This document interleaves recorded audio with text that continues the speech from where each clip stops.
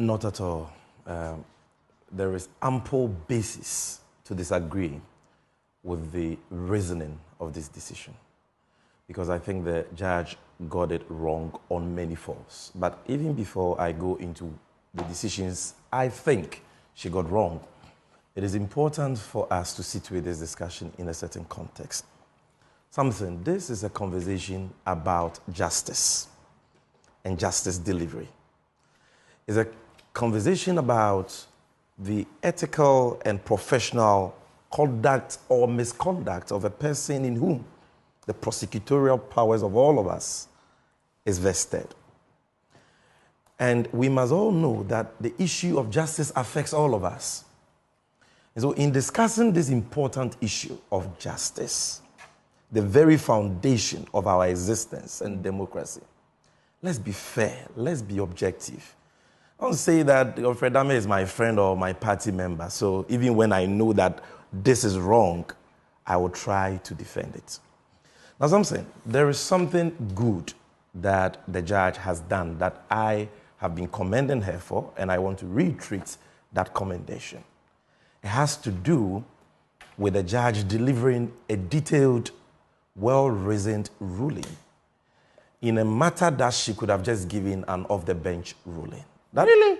I mean... You can't give a bench ruling on this? Well, she says she could. She had the discretion. Oh, so she said that. So. Yes, on the day of the ruling. That she had the discretion to give an off-the-bench. Five applications of such seriousness. She said she had the discretion. Okay. And so for me, to give these detailed 34-page, 14-page rulings, commendable, okay? At least it helps the development of the law.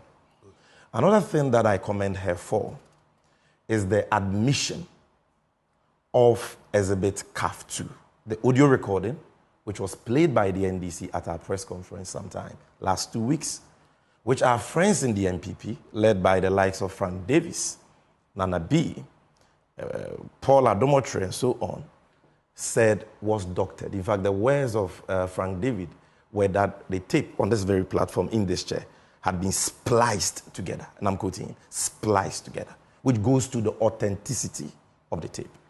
Now, the public and viewers of Newsfile need to know that when this tape was brought to court, the Attorney General could not raise any objection to its authenticity.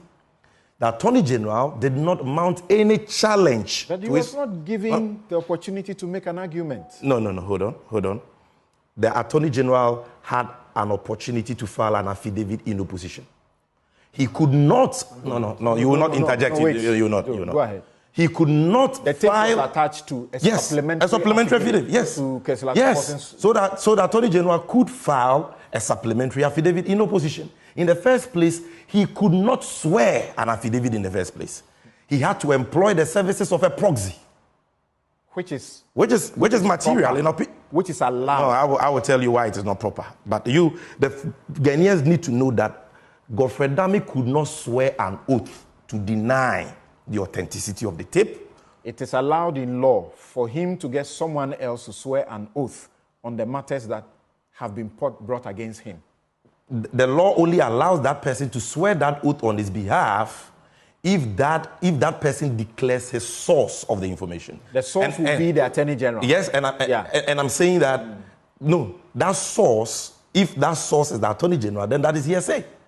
But in any case, for the ordinary man watching, why would the Attorney General, who has always been in court, and against whose person these allegations are being made, decide to defer the denial of those serious allegations to a proxy when he himself can go under oath? Because he knows the repercussions. The counter is that you were setting a trap for him. Oh, why? That once he swears to the affidavit, he's the one going to make the argument. He's going to refer to his own but even non-lawyers sometimes are allowed to testify. And then secondly, once he swears to the affidavit, you may also apply to the court to cross-examine him on it. Yes, but why is he afraid of? He has a right. He has a right not to want to speak to it. Let me tell you what he was scared of, in our opinion. He was scared of lying under oath because he knows that if he swears that affidavit and it is found out that anything in that affidavit is false, he will go to jail for That's a presumption. Now, and yours too is a presumption. So, something, the point here is that all the things the MPP have been saying about the tape being doctored, spliced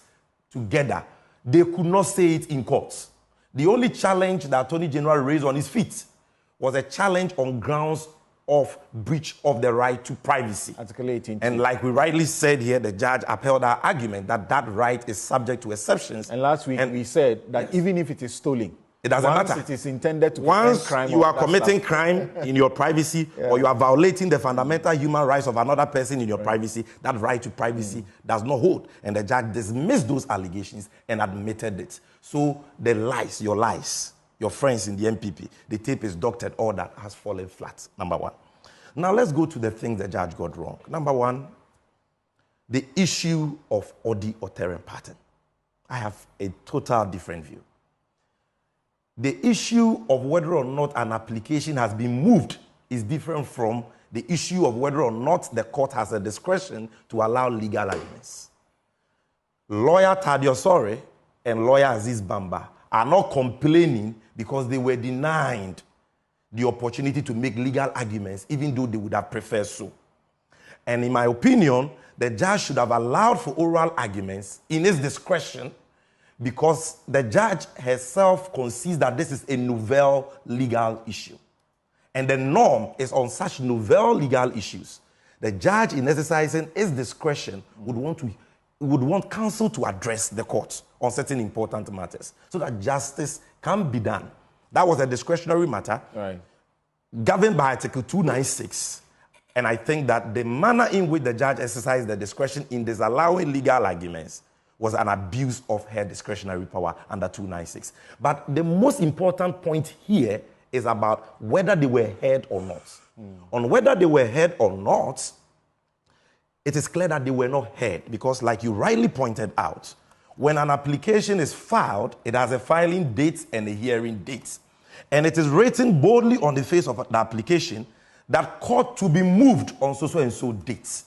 You go to court, the norm, as I have seen within the short time that I have been a lawyer, the norm is that the court, once counsel for the applicant is always in court, the court will always ask the counsel for the applicant to move the motion and say, my lord, I have before you a motion for so and so, pursuant to so and so. I move in terms of the motion paper, the supporting affidavit, and exhibit. That at least is always allowed by the courts. Not always. Why? In practice, yes, if you are using the court every day as a practitioner, you will know that in practice, you can file an application. I have an ex parte motion. I go there. The judge doesn't need me to move it. They will say, yes, counsel, I've seen your affidavit in support of it. It is granted. Go. No, you see, you can talk about what some judges do. I am talking about what the law requires.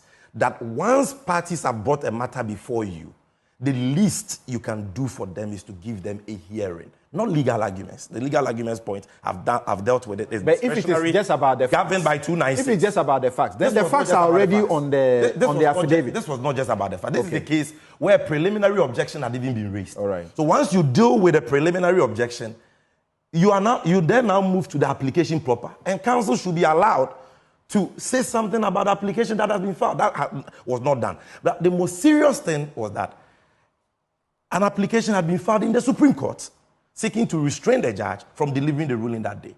And the judge sits in open court and says, even if I am held in contempt, I will come to you as a lawyer to defend me. Is this something that we want to encourage even ordinary men in society to do? That today we have a president of our country saying that because the matter is pending in the Supreme Court, I will not exercise my constitutional powers, right? To assent or refuse assent of a bill because the matter is pending in court. And the judge says, yes, you have filed it, but I will still go ahead, and if the Supreme Court holds me in contempt, I'll come to... Please, I thought that basically left much to be desired. So basically they were seeking to arrest the ruling so that she doesn't deliver. Exactly. Okay. Number two, the judge was terribly wrong when she said that there is no statute that confers on her jurisdiction to give orders for inquiries, mistrial, and so on. Because Article 140 of the 1992 Constitution is clear. Criminal law. Yes. Criminal law. The High Court. Criminal law. Yes. Criminal law derives from the law itself. Yes. The judge's jurisdiction must be statute-based. Yes, I'm coming. So let me read to you. Should we debate this? Yes, and I'm trying to tell you that there is statutes. No, you are reading article... Hold on. You are reading the Constitution on general jurisdiction for the court to exercise. Hold on. Yeah. The High Court, 141, shall, subject to the provisions of this Constitution, have jurisdiction in all matters, and in particular in civil and criminal matters, and such original, appellate, and other jurisdiction as may be conferred on it by this Constitution and any other law. So the Constitution grants the High Court jurisdiction in all matters, civil and criminal, subject to the provisions of the Constitution. Fortified by statute. It said there, right there, fortified by statute. No, where is the statute? It's a statute that, where? There is no statute here. That delimits the There is no statute or any known law that says that a court, number one, cannot exercise general jurisdiction in criminal matters or inherent jurisdiction in criminal matters. So you allow me to make my argument. I'm saying that 141 doesn't talk about any statutory jurisdiction. It says that the High Court shall have, subject to the provisions of this Constitution, have jurisdiction in all matters and in particular in civil and criminal matters. Now, there are decided cases on this, right? Decided cases. If you look at the case of Republic versus High Court, Kufuridua, S. Party Nyame, and another, right? The court was clear. This is what the court said. Nothing was presumed to be out of the jurisdiction of the superior cause unless expressly so stated. But nothing was presumed to be within the jurisdiction of the lower cause unless specifically stated. I can go on and on and on. Now, this is the point. Once the supreme law of the land has given you general jurisdiction in all matters, criminal and civil, our contention is that unless, based on this decision, a law expressly takes away or outs that jurisdiction, you cannot say you don't have jurisdiction. She points to the provisions of the criminal and other offenses. Which doesn't apply to the case, Section 8. Which doesn't apply. Which pertain to jury trials. And she says, no, mistrial in any case happens in jury trial. It's not true. This is not a jury trial. Let me even show you why it is not true. Say you disagree. I disagree. The reason why I disagree is that even apart from the general jurisdiction she has, and on the basis of the decided case the authority have cited, shows that until that a law expressly takes away or outs that jurisdiction, she has to exercise it to do justice. There is such a thing as the common law, which is part of the laws of Ghana. Article 11(1)(e). And common law must not be mounted for criminal... No, there is no law. What the law she cited says is that you cannot prosecute and convict a person under the common law. We are not asking for Godfrey Dami to be prosecuted. We are asking you to make orders subject to the common law. That is what Dr. Bassett asked. And this is the point. It is very clear, and I can cite another case to you, okay, that every court, especially superior courts, let me put it that way, has inherent jurisdiction to provide for matters not even provided for in statutes. And if you look at the common law, courts trying criminal matters have inherent jurisdiction to prevent the abuse of their processes, the processes of the court, and to ensure fairness in the legal proceedings. Some say you understand. And in so doing, under the common law, courts trying criminal matters are able to make orders for enquiries, orders for mistrial, and so on. And that common law per Article 11(1)(e) is part of the laws of Ghana. Okay. Aside that, there is Article 12(1), which enjoins all organs of states to uphold the fundamental human rights of all citizens or all persons in Ghana. 19 talks about the right to a fair trial. Article 142 gives the High Court jurisdiction to enforce fundamental human rights. And then you cannot say that if in the course of hearing a criminal matter, the right of an accused person to a fair trial is being violated, the court will not exercise its inherent jurisdiction to prevent that abuse of that right. Again, the court got it terribly wrong in assessing the evidence that was placed before the court. Who can listen to this audio you have played this morning and say, in good conscience, Samson, that Dame did not ask Jakpa to implicate Atuforsen. You hear in the tape at several points Dame telling Jakpa to testify his way, and that was not going to create any difficulty for Jakpa. What was going to be the effects of those testimonies or answers he was soliciting through that unprofessional way from Jakpa? If Jakpa went to court to testify the way the AG wants, i.e. saying that payment was made via letters of credit even before goods were shipped, was that not going to implicate Atuforsen for willfully causing financial loss to the state?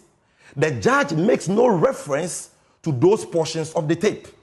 Then the judge goes to the part of the tape where Jakpa is heard saying that if I do this, I will be dishonest. The judge says those were the words of Jakpa.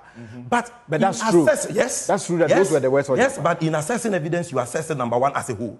Number two, a judge is allowed to make inferences in assessing evidence. And so if in a conversation, I tell you, Samson, that you told me to go and implicate somebody, and that if I do that, I will be dishonest and I will be sending an innocent person to jail, and you have not done it, what is a reasonable person, any right-thinking person will do?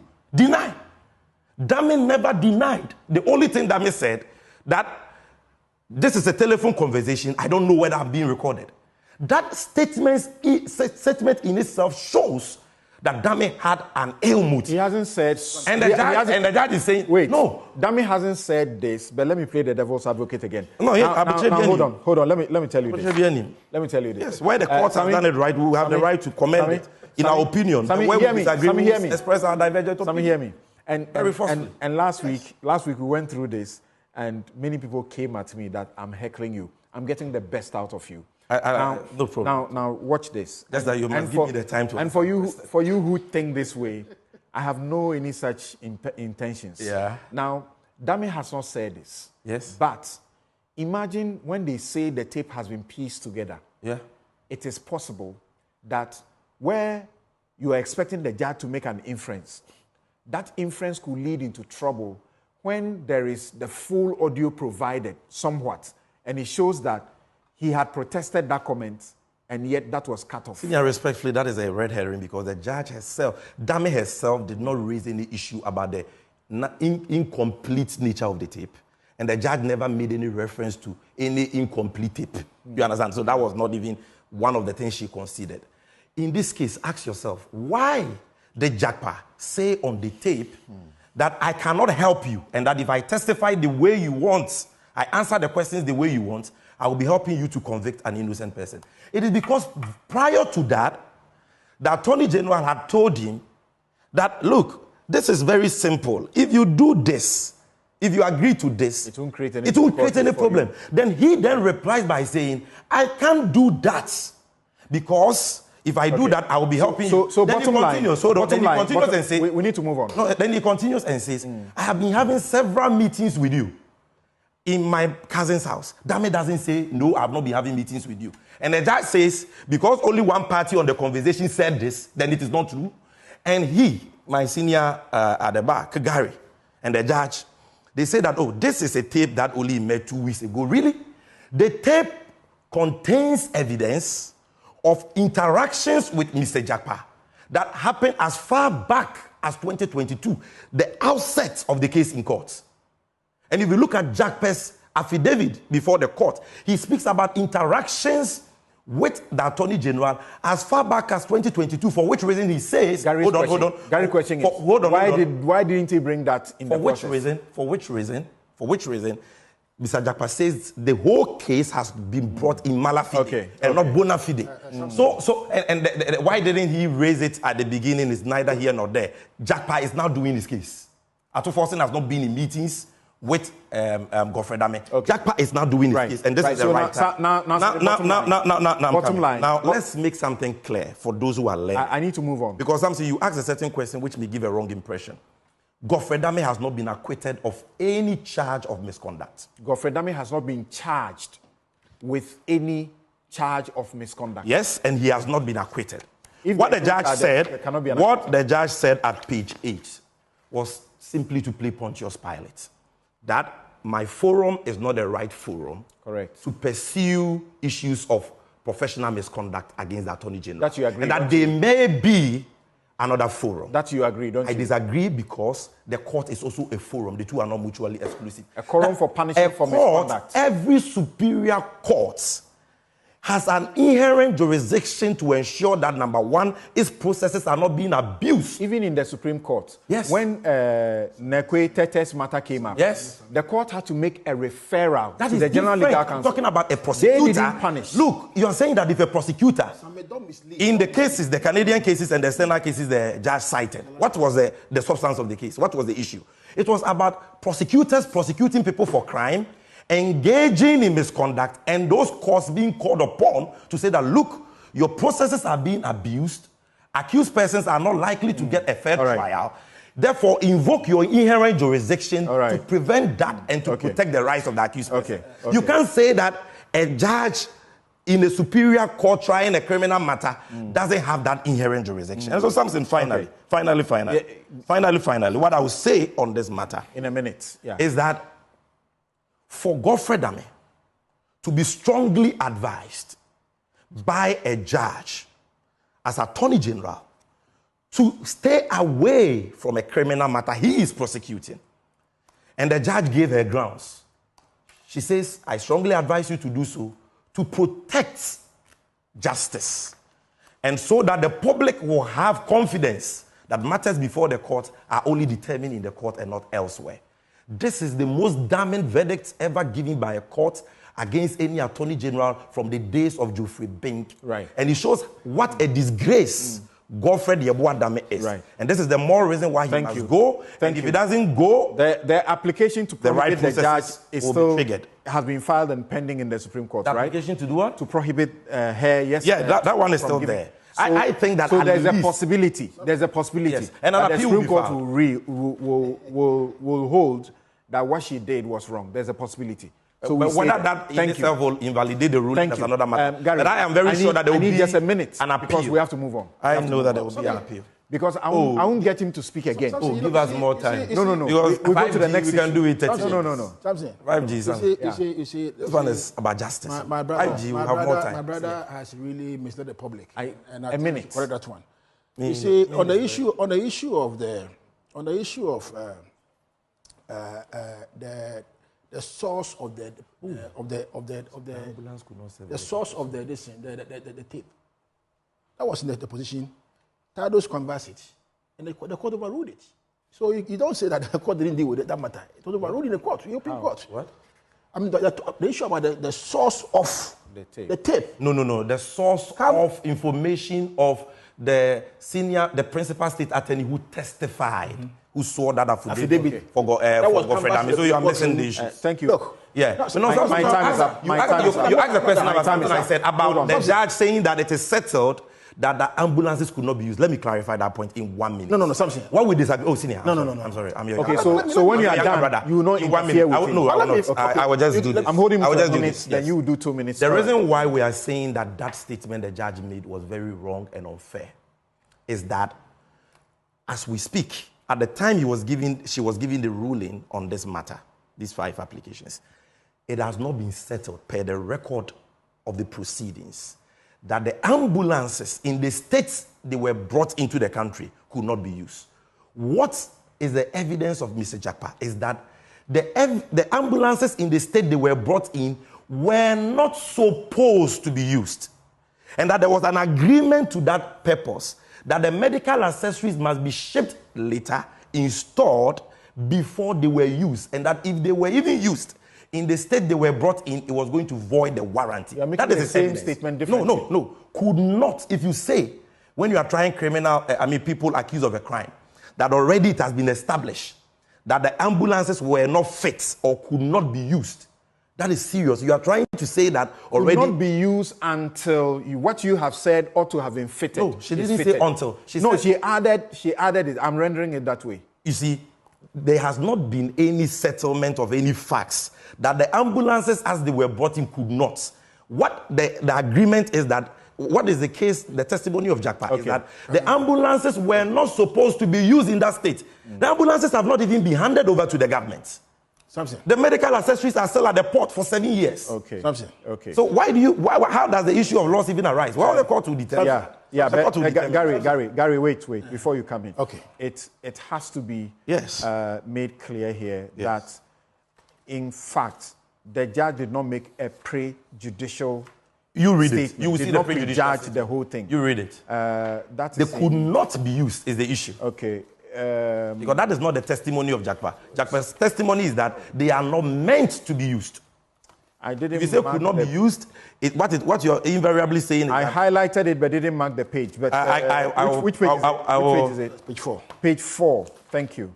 So on page 4, yes, he says, the matter was settled that the ambulances, then she begins to highlight. Yes. In the state that they were delivered, highlight ended. Could not serve any useful purpose. Wait. She doesn't end there. Yes. But the assertion was made per the cross-examination and other evidence put forward, particularly by Jakpa,